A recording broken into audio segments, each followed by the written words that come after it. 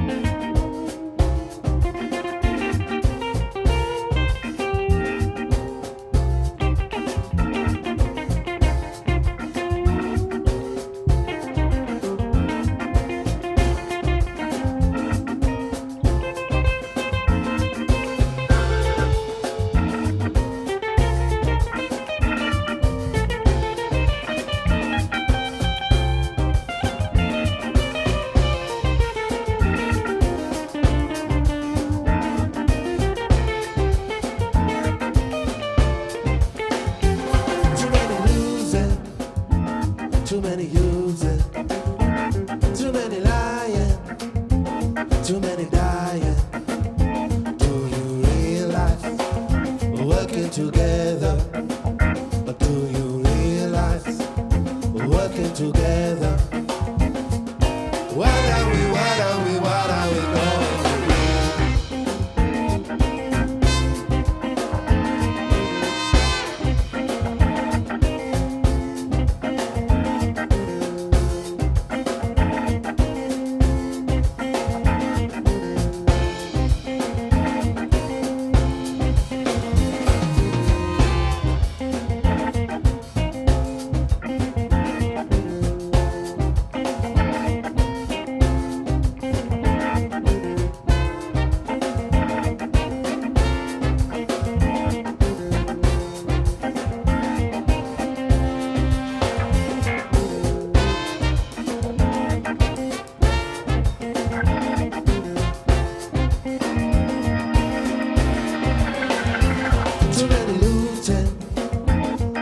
Shooting, too many trying, never surviving. Do you realize we're working together? Do you realize we're working together? What are we going to do? What are we going to do?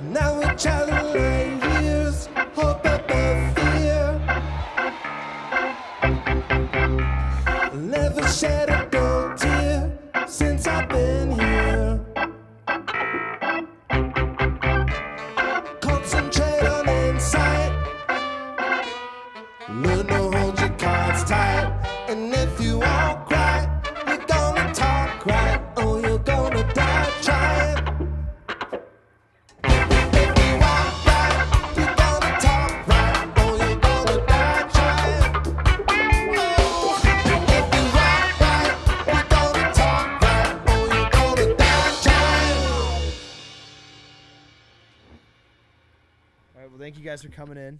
Our pleasure, man. Thanks for having us. Yeah, I was just talking to you guys. Just flew in like last night to Denver. Totally. So you guys, you been drinking your water for the was it altitude sickness? Correct. Not enough. No. James was feeling a little something on the plane. Yeah, I felt a physical sensation some during the plane effects. ride that I've never felt. But I held That him was- Yeah, and Tony helped comforted me. him on the flight. So he's What good. happened? I was taking a nap and I woke up and just like felt all the blood draining from my face and got really couldn't hear. It was crazy. I've never experienced it before, and then it took me a good 10 minutes to like come out of it. And I felt pretty whacked out for the rest of the night, but Holy crap. feeling all right now. I brought him out of We're it. coming around. I was Yeah, there for Tony him. held my hand. And It was really shared some Triscuits. Oh my god. Well, that's good that you're feeling better now. But Yeah. drink some water and like Yeah, I don't know, man. sit on your head or something. Get the blood back to your head. I don't know. Well, you guys got a cool thing going on here, man. Yeah. No, I like it. It's pretty tight. Definitely, Sorry. definitely, yeah. So you guys just had your album went to #1 on the reggae charts 6 months ago. Congratulations. thank you very much. I was also stoked to read that you recorded it in my home state of Massachusetts, Brookline, right? Actually, that was the previous album. That one right over there, Steady.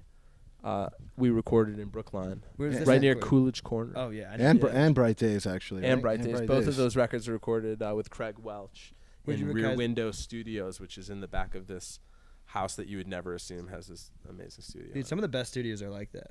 Mhm. There's this one in Denver called Silo, and it's literally in like an old, like the windows look like it's been closed for years. You go and it's like the best tape recorders and everything like that. It's so Yeah. nice. Totally. We actually recorded the record in Rochester. Oh, okay, hometown. Yeah, it used to be Music America Studios, and Metallica recorded "Kill 'Em All" there. Oh, So wow. it's kind of notorious for that, you know. Bit of a different vibe though on yours, I think. Yeah, Just a little. definitely a different vibe for sure. But a great studio, and our brother Matt Goodwin, sorry, Matt a good Goodwin, man. he engineered it and co-produced it with us. So And Oh. another cool thing about it is he was playing trumpet up on stage there Yeah. with his cousin. sure was. Yeah, it's because from Polyculture, Kevin from Polyculture. Yep, and their family. So. Oh, nice. So actually, I want to talk to you. You mentioned the vibes on your album, and one of the things I kind of want to just like jump right into this question because it's been bugging me a little bit. I was listening to through your stuff, and I noticed your album Country when you went to like Americana and stuff. Totally. What? Because it's some new stuff, but like you're reworking some other stuff that you've had. What kind of brought that out in you guys? That's like one because you've kind of had a bit of a consistent sound, and then like especially with your live stuff, and then to go like Americana isn't as drastic of a change. But like, what really brought that out? We had a consistent sound with our studio releases, of which there were only 2 in 6 years or something. So it wasn't too much to hold up to. However, the country remained true to our sound off the stage and in the studio, in that we played all different types of music, and we Yeah. were always especially at that time, jamming in the van and on the road a lot. Like there was definitely acoustic instruments around all the time. And our bandmate Aaron Lipp at the time was super into country style Americana music, getting into old time music, which he now does professionally. And we went on the final ultimate catalyst was we went on a run with G Love and Special Sauce. And he was like, we were jamming with him on the bus after the shows, like a bunch of nights. And he was like, you guys got to record this stuff. And we actually went to Joel Scanlon's house outside of Denver, who does our sound when we're in Colorado pretty much every time, runs Scan Hope Studios. And Country was the first session in that studio, which is really cool.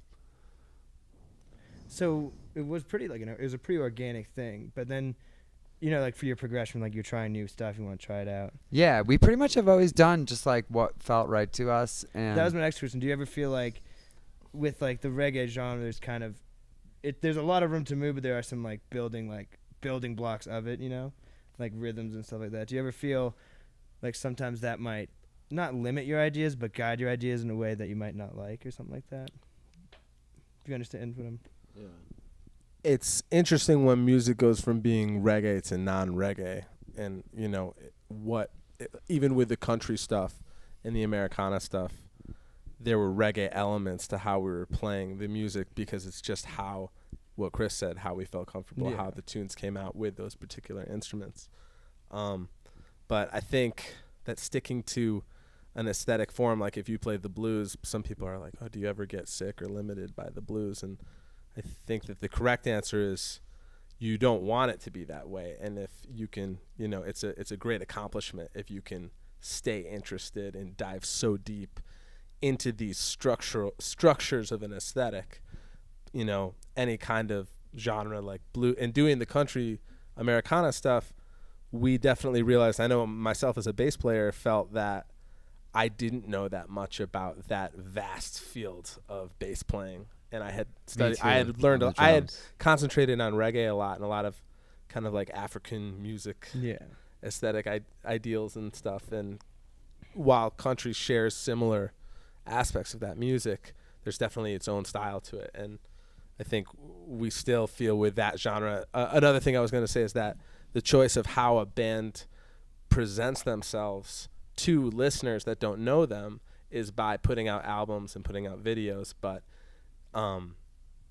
it's interesting when you get into the personalities of all the musicians, and the friendships that we've all had and the time that we've all spent together is actually represented a lot with those, with country and with Bright Days. That kind of rounds, it's more of a way of presenting who we actually are, who our, you know, what our lifestyle is and everything, what we do when we're together, which is what Giant Panda music is. It's not necessarily reggae, not necessarily country. It's the music that we make all together in certain settings. And it's kind of vibed into your own genre. Yeah, well, I mean, I think, every band kind of wants to do that if they can. What's up, Sean Goodwin?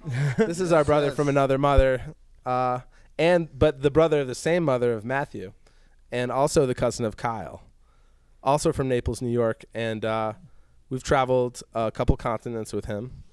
I have. Not all of us, but so welcome to the party, Sean. But as far as that also comes out very naturally. I feel like a lot of those, you know, and a lot of those tunes really translate into reggae pretty easily also. So, and in reggae, there's a lot of country influence. You know, to some degree, there's some country influence, I would say. So, but it gets asked a lot, and it's something that's interesting for people. They're like, "Oh, you're a reggae band." And well, because especially with only 2 albums previous to make, not like, again, not a drastic change. You know what, man? There was only one. I thought there's that. He said that there was 2, but there was really because I know it said Slow Down in 2006. We put out Slow Down. Country's in 2012. We put out Slow Down, and then we put out Country, and then in these times right after.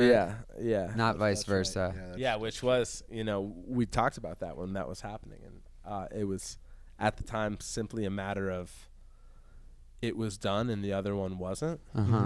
And we also tried to put some more philosophy behind that, but the reality was that it was done and the other one wasn't. So we were going to say, hey, since 2006 when we put out Slow Down, we've been doing all this touring, all this playing. In hindsight. Through songs, you know, and we recorded this.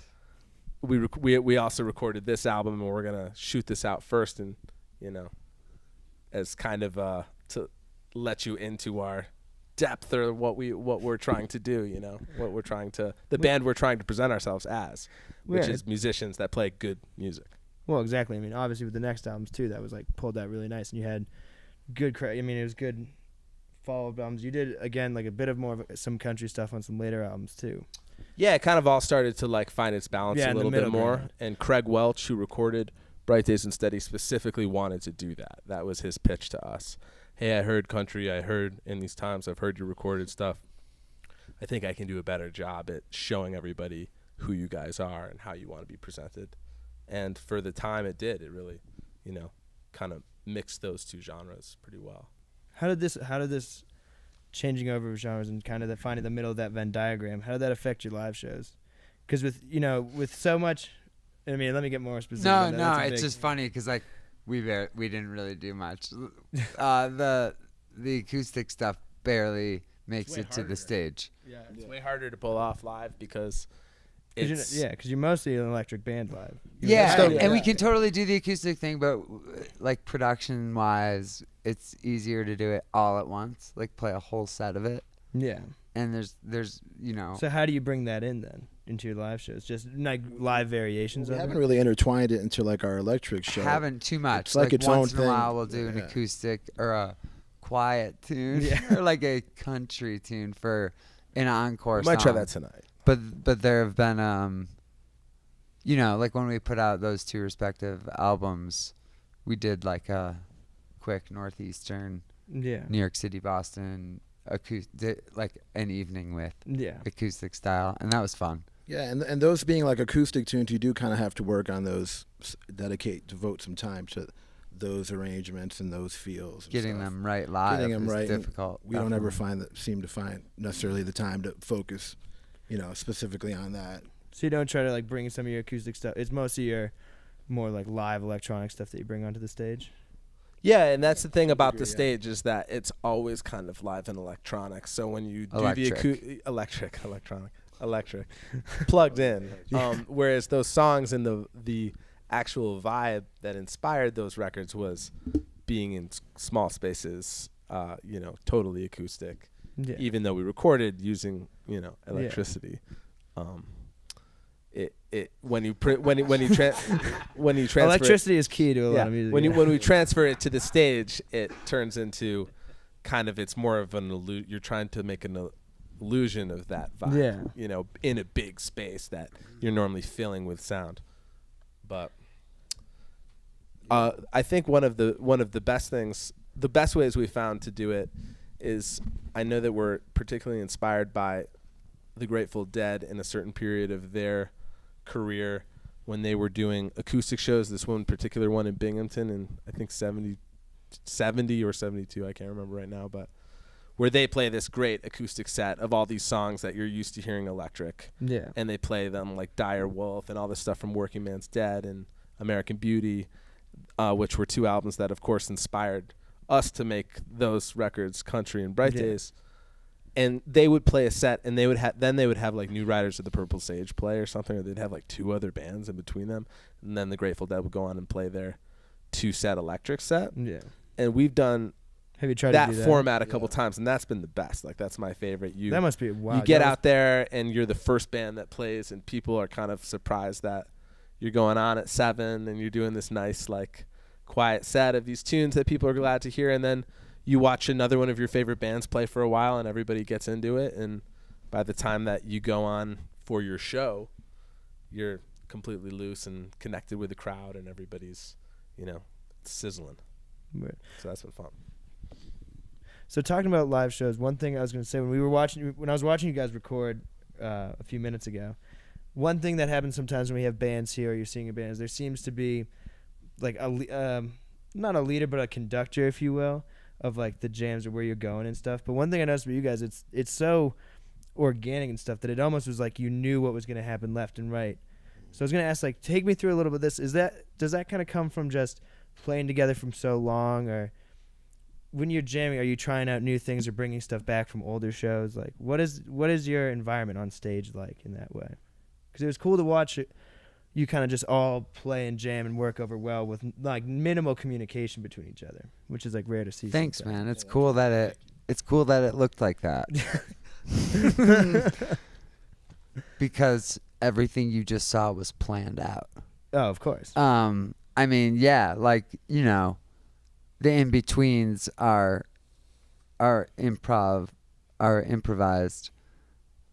Dedicated space. Yeah, for there's improvisation. always improvisation. Excuse me, within But the arrangement. yeah, as far as, you know, the quick changes and stuff, we have to work on it to make it sound smooth like that, and just be able to give each other a head nod, you know. Which, if you look closely, you can see the head nod for sure. We'll get some zoomed in shots. Yeah, no, I mean, if you listen closely, you'll hear me count into that change there. But yeah, it's cool that it's cool when it's cool. It's cool when they're super smooth and the crowd enjoys it.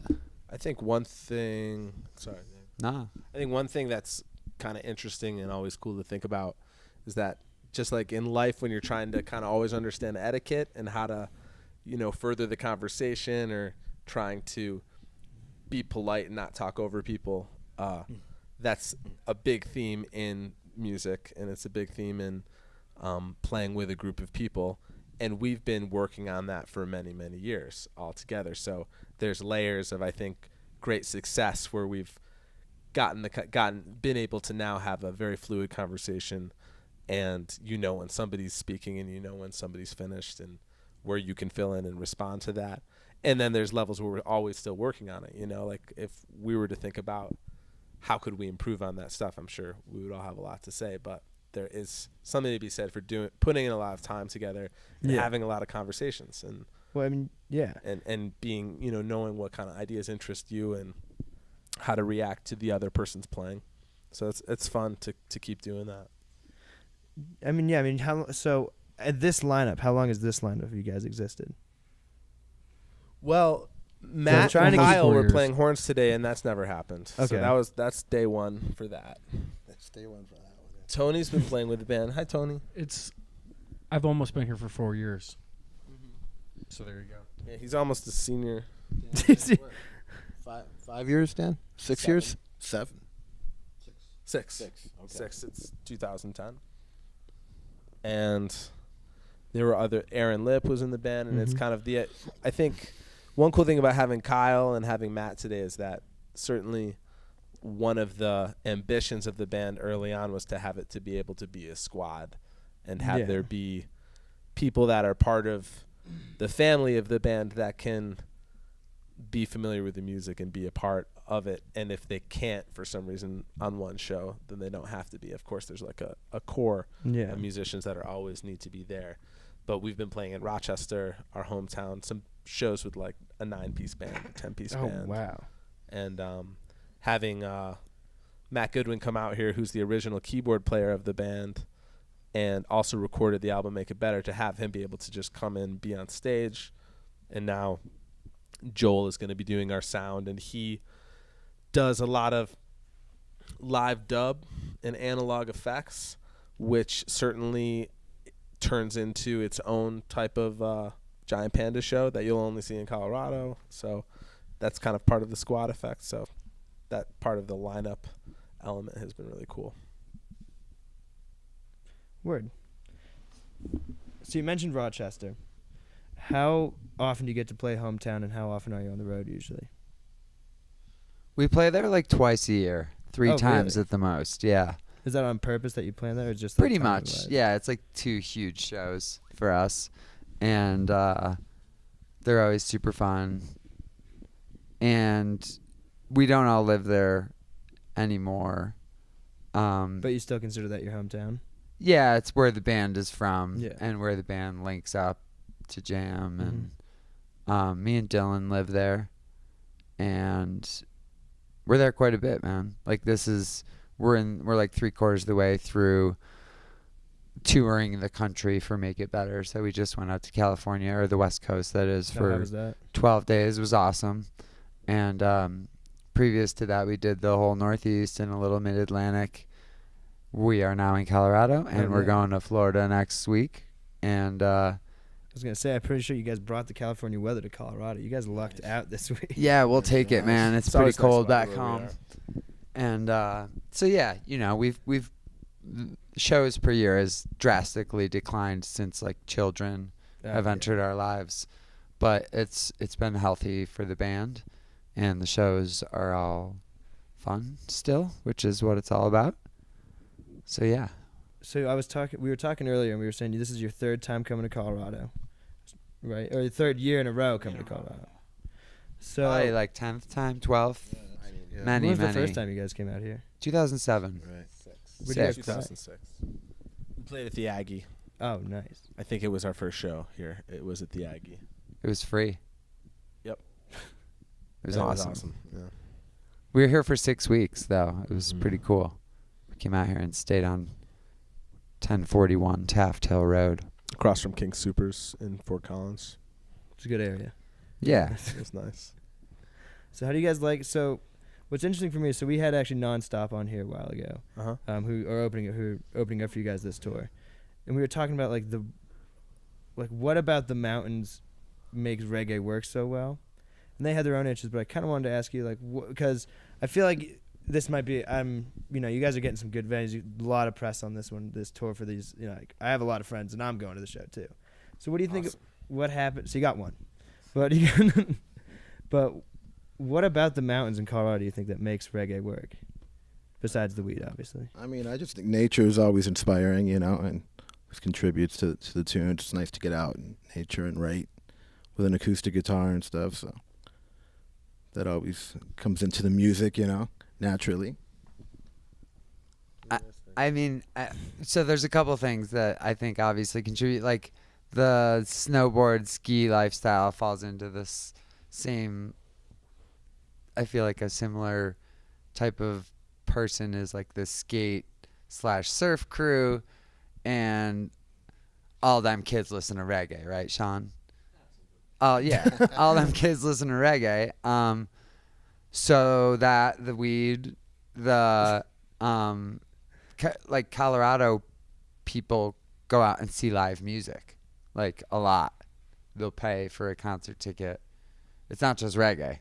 Yeah. You know, like the live music scene is very healthy here. No, definitely coming from because New kids England. go see music. Definitely coming from New England, I've noticed the differences. Like, kids back home will sometimes they'll go to a show if they know the band.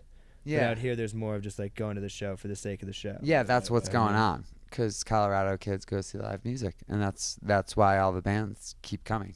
That's why JBB was here last week, and there will be another, you know. And J Bug was playing next door when they were playing, you know. Because we all keep coming if y'all keep coming. Some crazy polarity too, just in the world. Polarity kind of is a constant. What do you mean? You know, reggae comes from the island of Jamaica by poor displaced Africans at sea level, and of course it's enjoyed the most by people high up in the mountains skiing in the snow. You know, it's something about that just makes sense. Yeah, I think people who enjoy nature and really, you know, respond to reggae too in a way, you know, who appreciate nature, because not everybody appreciates nature, you know, kind of take It's it for definitely granted. good music for like the outdoors. Yeah, it's definitely good for the outdoors. If you're coming Strong down the ski vibe. hill and there's that like bass filling up like the whole mountain, I know that it's really fun. It's always been fun to play at the base of the We've mountain. played a couple ski championships. Yeah. And Both. it's always wild. Yeah, they're fun. You mentioned skiing. Are you guys getting a chance to ski out here when you can? Not a Never skier. have. I've skied in once in there. my life. Brianna, our merchandiser, is trying to hit the slopes. Right? Judging by that, look. Hard. Yeah. Double black diamond. Oh, I feel so bad. You guys are from the like Northeast. And you haven't skied out here yet. These guys are all like world class. Yeah, skiers, like, yeah, exactly. actually. The Goodwins are. No. Sean trained the trains U.S. Olympic women's people. ski team, and amongst others. these kids get thrown on top of a mountain and like see at the bottom status. Yeah. But none of us ski. We've never. We all skied in need our arms Colorado, and legs, so- bro. We ain't learning now.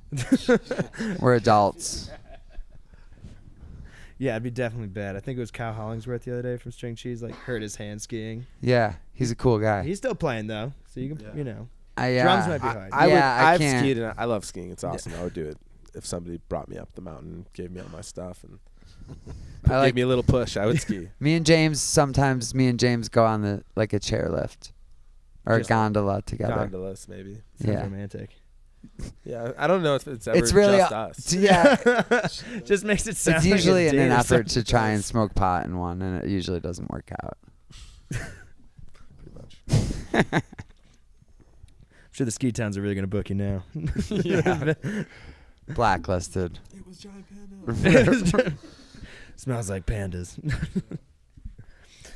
All right, guys. Well, we're going to cut real quick to just get you guys to get on another tune. Thank you for sitting down and talking to us for a little. Super stoked for the show Appreciate it. tonight at the Fox. Thank you so much for having us. Thanks for doing what you do. Well, we try. All right. Thanks, guys. Thank you. Peace.